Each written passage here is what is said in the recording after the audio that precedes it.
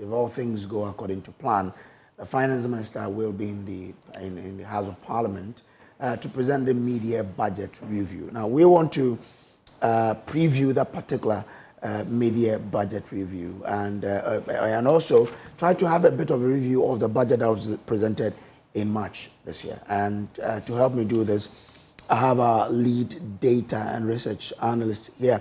Join you, Isaac Kofieje, joining me in studio.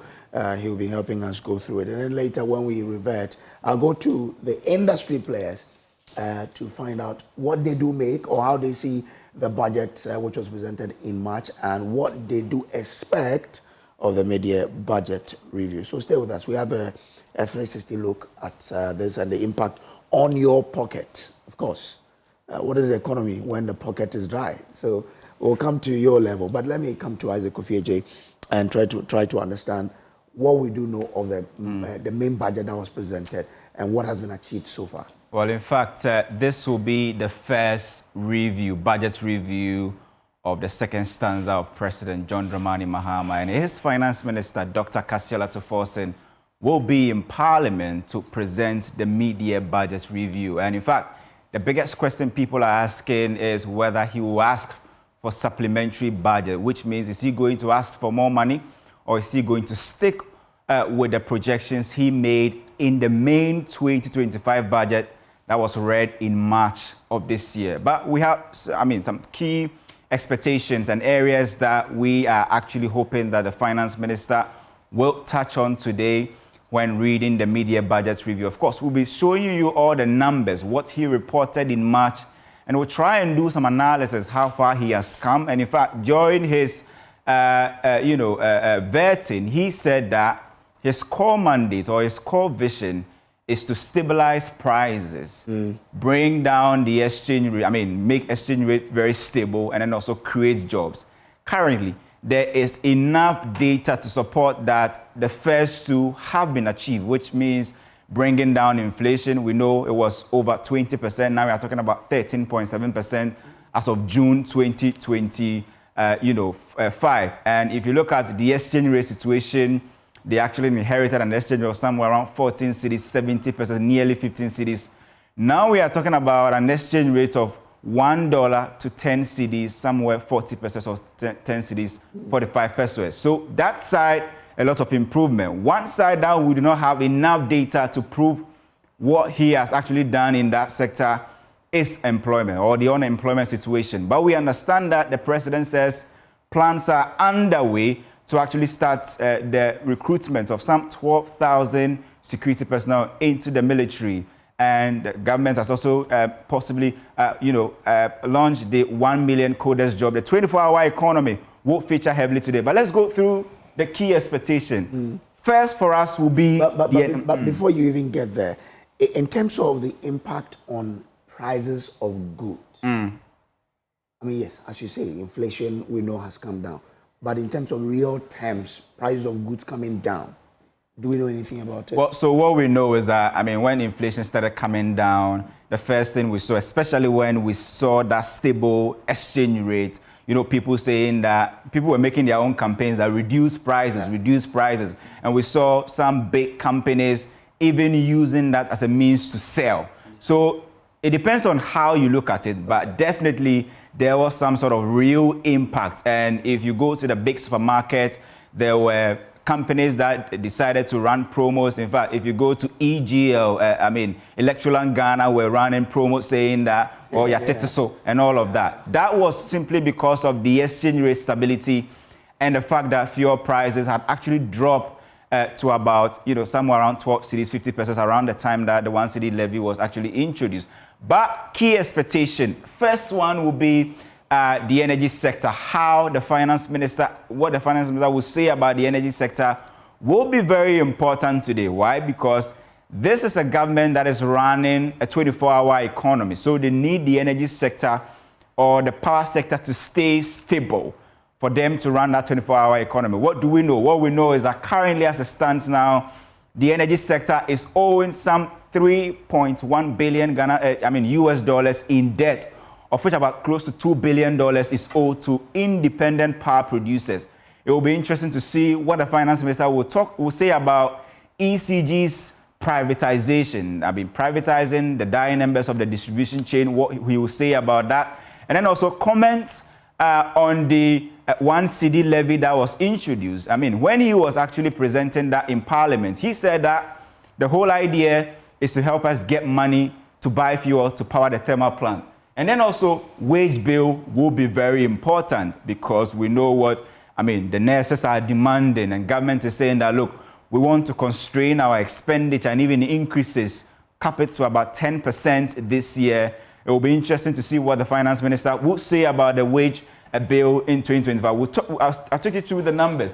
But one other important thing is the VAT system. I mean, the VAT system, the COVID-19 levy. Why? Because what we understood was that this government had promised that they were going to cancel e-levy. They have done that. They were going to cancel the betting tax. They have done that.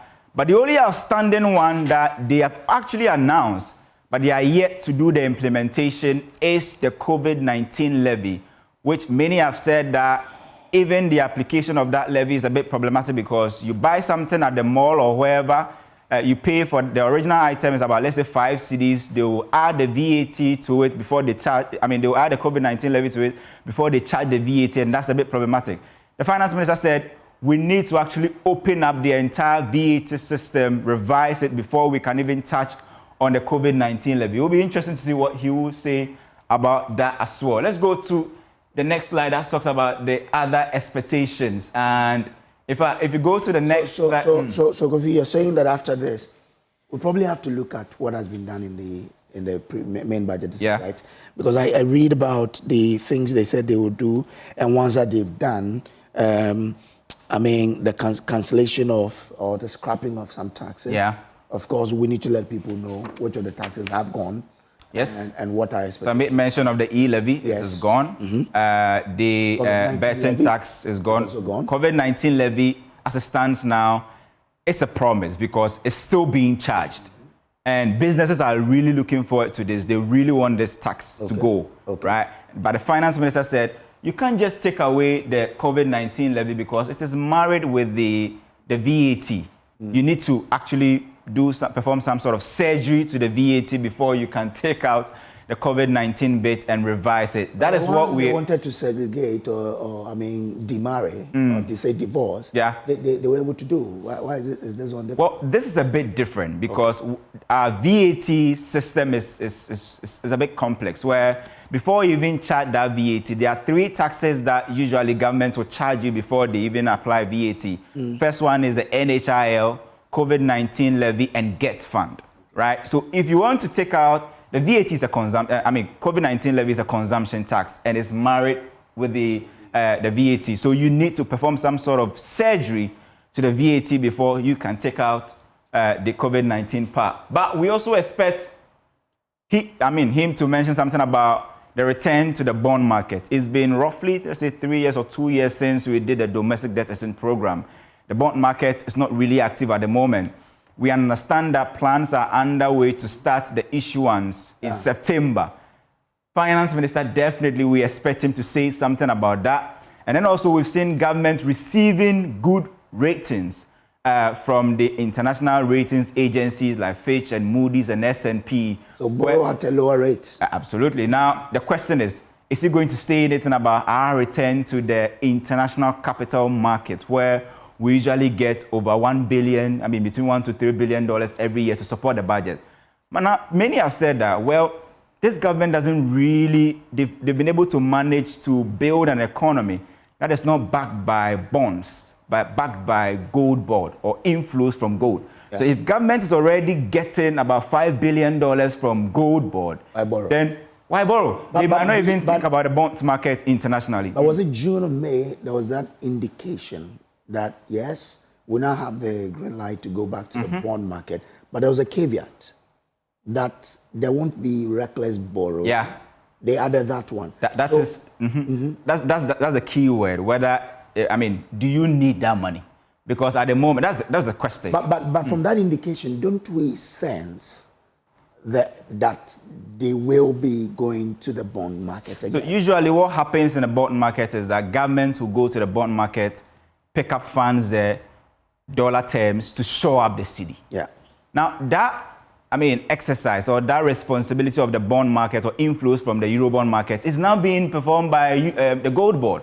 So why go to the bond market to go and borrow? Okay. And in fact, many have said that before you can even go to the international capital market, you need to tell investors that you can open your local bond market again. Start issuance in the local space before you go to the international space. Okay. So you can't just jump the gun and go to the international capital market. They will say there's something fishy. Start from the domestic space. Let's use that as a yardstick to judge you whether you are still credit worthy, whether your debt levels will be sustainable and all of that. It will be interesting to see what he says about that. 24-hour economy. This will be the first time that the finance minister possibly will be giving more details after that program was launched. The first budget read in March didn't really have a lot on the 24-hour economy because they were still doing the planning and documentation, and also, a lot of things had not come to, in terms of the 360 view of the 24-hour economy. Now we have a blueprint. It will be interesting to see what she says about the 24-hour economy and how that will boost the economy in general. State-owned enterprises. The 2025 budget promised to decouple Get Fund and NHIL from VAT. Which they've already done that. Exactly. Yeah. Help me understand how different this is from COVID levy. Well, such that the COVID levy is still there.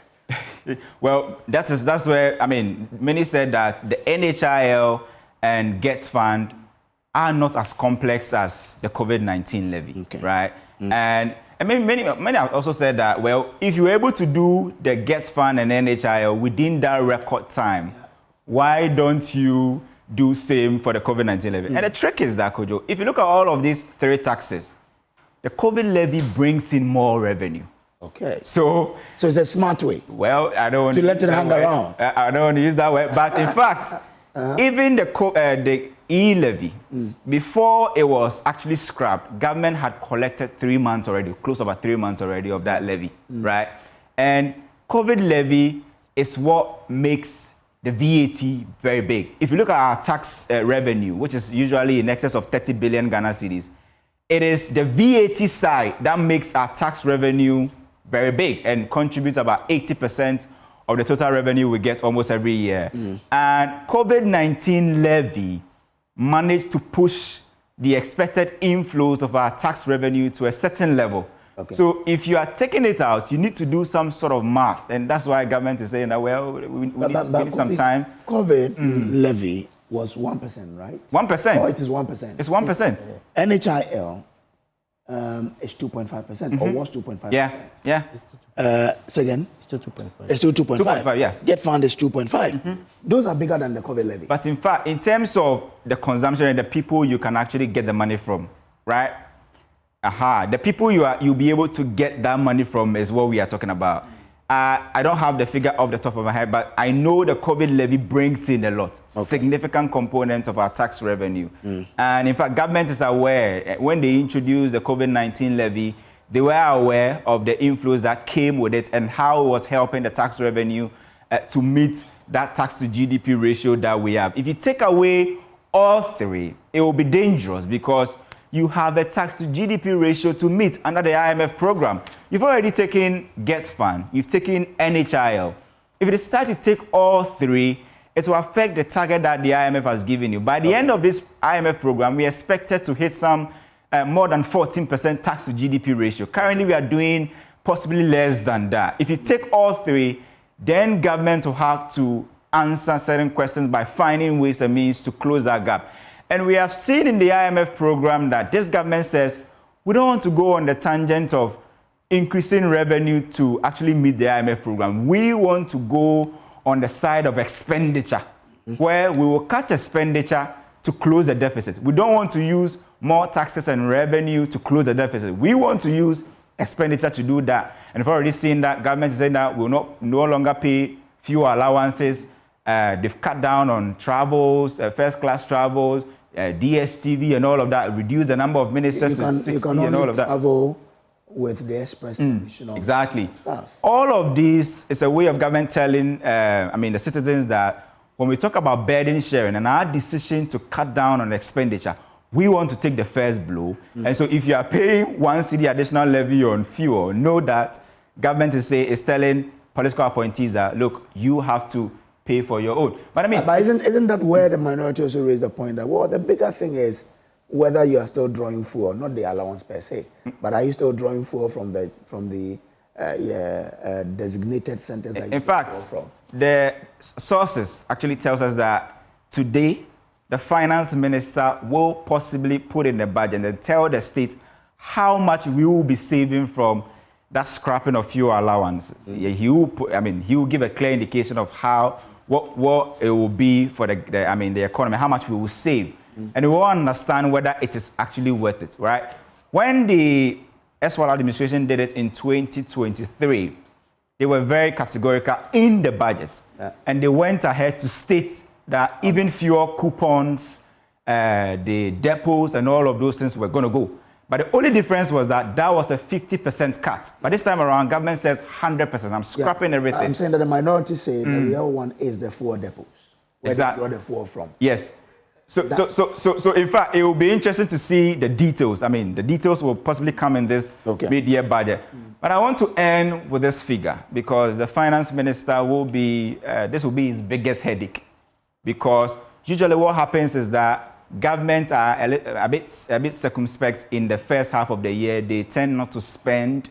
And in the second half of the year, when they see things going in a certain direction, when they have actually tested the economy, then they begin to spend.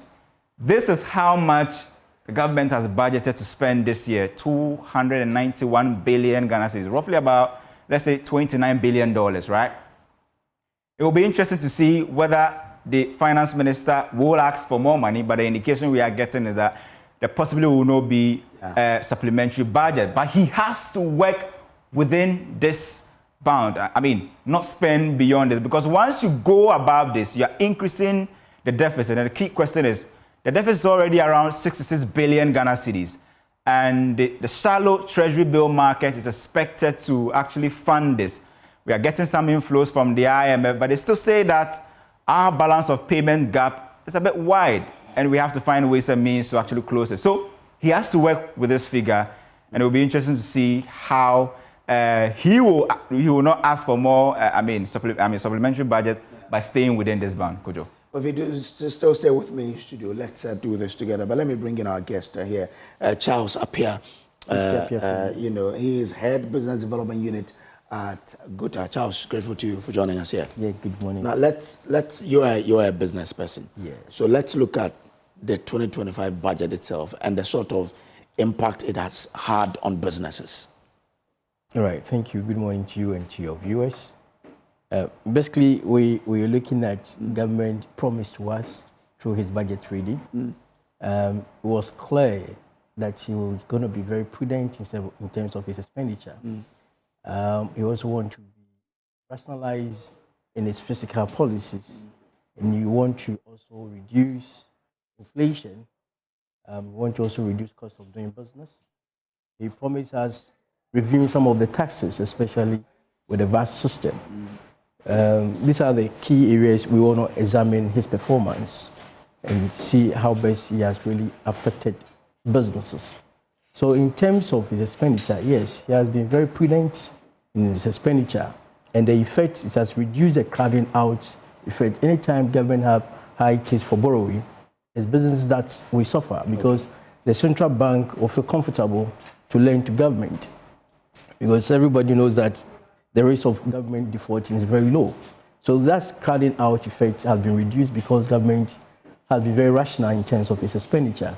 In terms of... So it means that the money from the banks is now available for private sector to access, to grow. Okay. Right. And you also want to look at one of our challenges as businesses, the forest management. Anytime there's forest hikes, the direct effect to businesses are capital depletion. And the extra is the capital flight, because when you're not making so much within a certain economy, you want to move your capital out.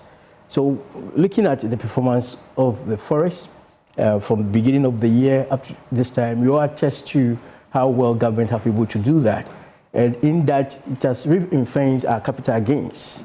And it has also affected our cost of doing business. At least we don't need to We don't need more cedis to buy a single dollar because the cedi is able to outperform most of the forex, the key trading currencies. So it's going well for you. Exactly. Your businesses. Exactly. And in that, it has also reduced what you call import inflation, right? Which also have affected the general inflation within the country. We started the inflation around 23% from ending 2024, and now we are doing somewhere around 13 or so, which of course also give the ordinary Ghanaian that disposable income and also purchasing power. When these are done, it means that there's a possible positive outlook for our economic revamp that we are all pushing for. The comfort is that now the cedi has gained its value at the store value. Previously, every businessman wants to protect the little gains and thereby converting cedis to forex because of the infatuation within the system. The stabilized economy has given the cedi that kind of strength that today, if we're even transacting business with someone you want to quote in dollars, they prefer that you quote it in cedis because cedi have gained the strength, which to us as businesses is good. The other challenges that we are hoping this budget review or media budget review will address is the VAT system. VAT has been one of the, should I say, a canker when it comes to business operation because of the difficulties, the disparities and the challenges and the complexity in terms of the VAT application. We run majority of our economy informal sector, and you have 2-3 different types of VAT application, the zero rated, the flat rate, the standard rate. This, of course, defiles the basic principle of taxation, equity and fairness within a certain market. So when it comes to the market and there are no fairness, there's no equity, compliance becomes a challenge. So over the period, businesses have been pretending they are paying for VAT because we can't charge the consumer. We use our working capital to do that. The effect of that is that our working capital has been depleting over the period. Yes, government will achieve its revenue target. DRA will be the achieve they have achieved, but the dotted effect is a collapsing business. When businesses are collapsing, we don't have a future for this economy because there's no economy without business. So are you saying that there are 3 types of VAT? Yes. That is being used in the... Yes, we have the zero rated. Those don't charge VAT at all. And we have the 4%, which is the flat rate. And we have the standard rate, which is effectively 22%. Which one is better? Or is good for you businesses? You see, every sector has its own dynamics. Okay. Unfortunately, the application of VAT has been a wholesale, which, of course, makes it difficult for compliance. So we have been professing that it is better government to understand every sector within the economy, there are challenges, there are dynamics, and look at which solution will best address, in terms of policy, will address those challenges. That is what we are looking at. So we have been saying that to address the issue of unfairness within the system, it is possible we take away threshold within the VAT system. You know, the threshold brings those disparities. If there's no threshold, and we decide to do flat rate across the system, there's fairness. But the budget said they will reverse a VAT flat rate regime. Why would they want to do that? You see, it is one thing sitting in office to profess a solution, and one thing getting to the market to ensure what is acceptable within the market. Taxes is about affordability. It's about simplicity. It is not about high tax that you put that will give you the needed revenue. When you do a case, you look at sub-Saharan African regions, countries that are using the VAT system, Ghana's rate is so much higher. But in terms of real revenue to GDP, we are lag behind. Okay. That is an evidence that it's not about high taxes, it's not about high VAT rates, but it's about what will resonate with the dynamics within the market. And across certain sectors that want to see economic recovery, most of them are using either a very reduced rate. For us, we are professing for flat rate because it makes it much more easy for application. Because most of our people are not so much educated. Okay. If you ask of input and output, what is the meaning to that? They don't understand what is input. They don't understand what is output. Is better. Very simple application. All right. Let me go on Zoom and bring in a tax analyst who's also an economist, Eric Amponsan-Boateng. I'm grateful to you for joining at this time because we're talking about taxes, so you can help us, here. Now, if you listen to Guta, they say that they prefer the flat rate regime because that is better for everybody. It brings fairness. What's your own reading of the taxation system we have in the economy, and how can government make it better? Okay, thank you very much, and good morning to your viewers and listeners. I think that this issue has come up several times, and I agree with the gentleman in your studio. You see, when you make the tax system so simple and easy, most people generally would comply. You see that we are talking about input and output. Sure. The ordinary person on the street, does he or she understand that?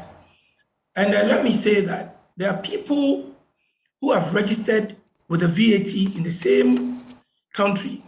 We have those on the flat rate, we have those on the standard rate, okay? Mm-hmm. And there are people who have not registered at all. So I expect that we will do away with even saying that you must meet a certain threshold before you register and pay VAT. It should be standardized.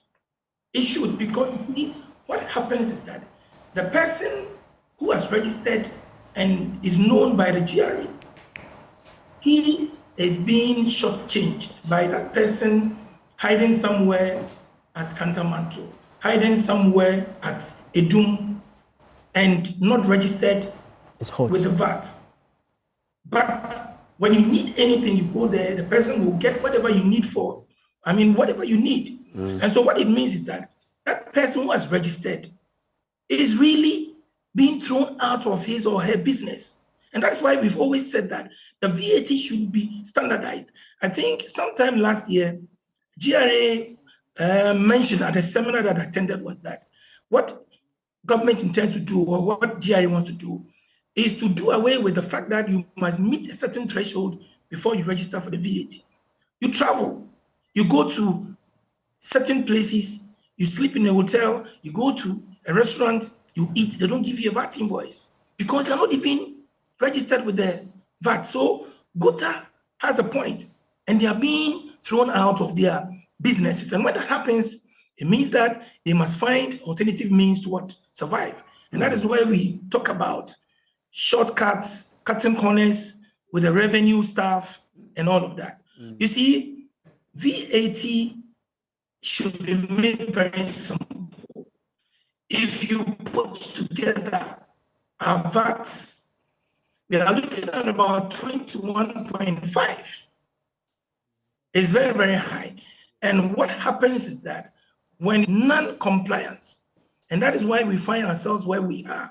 I think that this government has started so well by virtue of the fact that they've cut down 10% on their expenditure. And don't forget, it is something that the IMF is telling them to do. And so we always say that, yes, we want to make sure that we make savings regarding our expenditure. But the point is that if you don't raise the revenue, how can you even say that I'm cutting down on expenditure? So I will say that I have a lot of issues with our VAT system, and it is really killing business because you see, it makes their prices so high. And so most people would want to go to a place where the VAT will not be added to his or her invoice. So what then is your own expectation of this mid-year budget review in terms of taxation?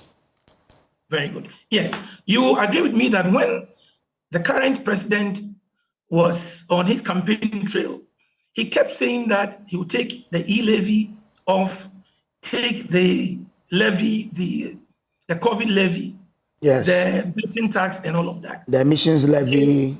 Very good. Emissions, yes, I have the toll list and all of that. Yes.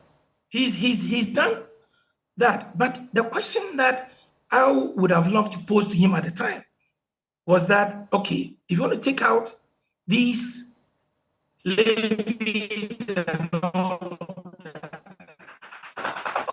why are you going to get the revenue? There will be a shortfall here.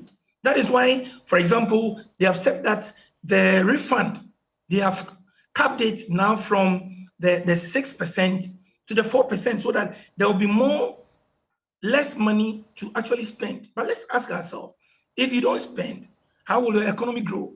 I said last week at the Graphics Stanbic Breakfast meeting that government is not spending, okay? And so long as government doesn't spend, and government, is the biggest spender. And so if government doesn't spend, there's really nothing going on. When government begins to give contracts and government begins to spend, that is when people will now begin to demand for goods and services. Those that need to import will now begin to import to be able to deliver. And that is where we'll be able to know whether our CD, the gains that we've had now, we will be able to sustain it or not. So I expect that in this mid-year budget. Yeah, yes, I'm listening. You are going there. Yes, so I am saying that I expect you must have a certain threshold before you register for the VAT. Every person who does business in Ghana should be registrable. Secondly, the COVID levy, okay, we also expect that to be taken off because it is a promise that they made. But I think that they have seen that they're going to have a challenge because there will be a revenue gap. And so if we are not careful, our tax, or probably for some of the taxes that are already in the system, they are going to increase maybe the rate by about 1% or 2% because they need to bring in the revenue. And don't forget, the IMF is also watching. Finally, but this is a government. This is a government that says there's too much taxation. There's too much burden on the Ghanaians. That's why you even said earlier that government has tried to cut down 10% of it on expenditure. How then do you expect that such a government will come back and say, even though I'm not bringing new taxes, but I'm going to increase the taxes in the system by maybe 1 or 2 percentage points? Very good. And that is the reason why, for example, we have the 1 liter, 1 cedi. Okay. Someone mentioned earlier on that it is a very lazy man's approach to raising revenue because you don't have a choice. Everybody buys fuel. And so I am certain that they are going to introduce probably another tax or bring in or increase the tax rate for some of them. And that is where Ghanaians are going to say that, no, you are not being fair to us. Okay. So I rather think that they should be able to bring in people who are outside the tax bracket into the net. Look, if you look at our tax to GDP, it is currently hovering around 18.5%. But when you take the sub-region, it is around 22%. But that is what government sought to do with the e-levy, that it didn't succeed. How should government really bring a lot of people under the tax bracket? We've spoken about this, expand their tax net, but how can government do it? Is by ensuring that we get data, especially data on those who are in the informal sector. We see a lot of people running businesses and they are not in the tax bracket. And that is even the reason why I'm saying that the VAT should be standardized. And probably we should even look at if the person has a very small or small to medium enterprise or business, let the person be on the flat rate. That is easier. And then the big ones, they go on the standard rate. And you bring everybody into the net. I believe that alone is going to generate a lot of revenue. And with the prudent measures that the government is taking, especially by reducing the number of ministries from 30 to 23 and reducing the number of ministers. And I think last week, he's even saying that the fuel, look, we'll be able to get somewhere. We'll be able to get somewhere. Okay. So I expect the minister not to come up with any new Any tax. Any new tax handle. And I also, yes, and I also expect the minister rather to make sure that GRA is equipped to be able to capture people who do business online. We are talking about e-commerce. Sometime last year, we presented a document, no, 2 years ago, we presented a document on the need for us to amend our tax laws so that at least we'll be able to get some revenue on account by those who do this online thing. Because you see, the source of the income is Ghana. And so if you're making a payment to somebody who is outside the country, the source of the income is Ghana. So we should amend our laws so that at least we're able to withhold on account from the payment that you are making to the person. And that document laid on his desk till he left. And I think we lose a lot of money due to e-transactions and all of that. I'm grateful to you, Eric Amponsa Boateng, who's a tax expert today. Thanks for joining us here. Let me come back into the studio, and I still have Eric Amponsa, Charles Appiah, who's head business development unit at Guta. Charles, with regards to expanding the tax net, we had the GRA here some few weeks ago, where they were starting a system of even getting market women, to pay taxes. Are you aware of that? Have they come to you? Oh yes, that engagement is there, but you see, is it different from how we want the tax net to be? It's one step towards that long-term solution. What is very important is affordability, simplicity. When taxes are made with the people in mind, it resonates with them. Yes, we always use the word imposition, tax, reimpose tax. But if it's not getting you the kind of results, then it is possible you'll be looking at how do I engage the people so that they can give us what they think will work. It becomes very simple for anyone to comply. You see, I made a point that when you look at standard rate, which is effectively 22%, which is higher within West Africa, it makes it very uncompelling. The standard VAT rate. The standard 22%. That's the effective rate. How do you get people to comply with this? What is the market affordability? Right? Or what we can even absorb as businesses within the market is like 5%. Okay? This, you can accumulate more by using, even if you are using 80% of the market population to achieve 100%, it is better than using 20% of the market to achieve your 100%. Because the 20%, they are not sustainable. If the 20% people who have been paying taxes are no more, how do you get your revenue? And I've indicated already that we are using parts of our working capital to show up for the VAT, which is depleting our working capital. No, but you charge the customers. No, you see, because of the disparities, it's become very difficult for you to apply tax in the market. Let me give you a real life experience. Maybe I'm on VAT flat rate. You are on standard rate. I sell rice. I sell cooking oil. You sell the same product. When the consumer comes to the market, what he's looking for is cheap price. He will definitely be buying from me. He will not come to you. How do you then survive? Right? You are not on flat rate. So you cannot even charge the flat rate I'm charging. Therefore, you will not even apply the VAT on it. But you are a registered VAT agent. GRA will come to you to do all the thing. They will definitely know the sales you have done. They say, okay, you were supposed to charge VAT on this and that. You didn't charge. You have to pay. Where do you get that money from? It's going to come from your working capital. So the challenges within the market because of the disparity make it very uncompelling for us to apply the VAT as a consumption tax. That's why we're saying that let it be very simple, resonate with sector dynamics. If within the FMCGs, we can address this within a certain rate, that will make every player within the market to apply the tax, why not?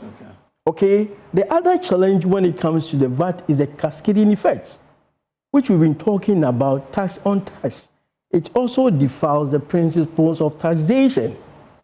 Can we have a solution where we can reduce the cascading effect? Because by the tenets of VAT, every stage of the transaction, you're supposed to apply the tax. So when you come to the FMCGs, they have a longer distribution channel, and you are supposed to pass on VAT at every stage. And if you are even on standard rates, you'll be earning above 100% tax on one commodity. Can we design a solution where we can stagger VAT at a certain stage within the distribution channel to reduce the cascading effect? So as the finance minister goes to Parliament today, as traders, what do you expect? Definitely, we have engaged them. Okay. We have made some of these challenges to them. We did not end there. We have preferred possible solutions to them. Typical example is stagger the VAT at a certain stage. If it's within the wholesaler or distributor, that is fine. So that we reduce the cascading effect, which also increases prices, which also affect inflation, which also affects compliance. So when you're able to stagger at a certain point, we will see a lot of people coming on board automatically. We are expecting them to also reduce, or possible, take off VAT from baby's foods. Okay. Right? You see, every baby is a future human capital of this country. VAT makes children's food much more expensive for parents to buy. Therefore, they will opt for much more lower quality food, which of course will affect the mental development of these kids, which of course affects our possible future capital, a human capital, and also affect the health of babies. So if we don't have healthy babies, that means we have to spend so much on health. That will mean that parents will also have to spend so much of their income on taking care of their babies. But if we're able to take off VAT from baby foods, they eat healthy, we reduce expenditure on health, we have a healthy nation, and that has a future. So we're expecting them to do that. They should probably be exploring other countries, some of the best practices when it comes to VAT application, and adapt to ensure that, one, we increase compliance. Two, it becomes simple for businesses. Three, it becomes affordable. Then we can have a future for this country. All right. Charles Appiah is head of Business Development Unit at Guta. Thank you so much for passing through. Our pleasure serving you. Right. Thank you.